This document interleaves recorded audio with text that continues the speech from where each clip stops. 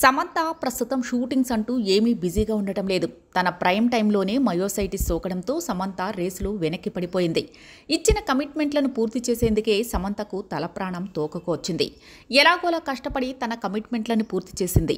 ఓ కొత్త ప్రాజెక్టు కూడా ప్రకటించింది. కానీ ఇంతవరకు దాని ఊసే లేకుండా పోయింది. అసలు ఈ మయోసైటిస్ రాకపోయి ఉంటే ఈ పాటికే బాలీవుడ్లో అరడజను ప్రాజెక్టులతో సందడి చేసి ఉండేదేమో.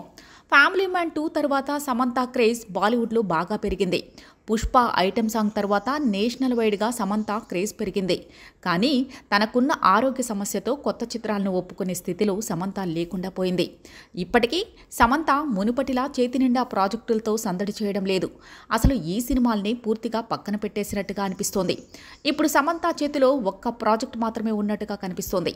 సమంత ప్రస్తుతం మనశ్శాంతి, ఆరోగ్యం వంటి వాటిపై దృష్టి పెట్టినట్టుగా అనిపిస్తోంది.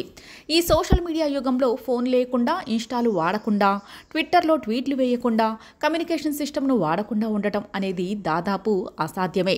కానీ సమంత ఓ 3 రోజులు వీటన్నింటికి దూరంగా ఉండే ప్రయత్నం చేసిందట.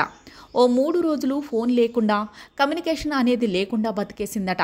అలా బతకడం చాలా కష్టమని, మనతో మనం ఒంటరిగా ఉండటం చాలా కష్టమని, అయినా కూడా ఎంతో గొప్పగా అనిపించిందని సమంత చెప్పుకొచ్చింది.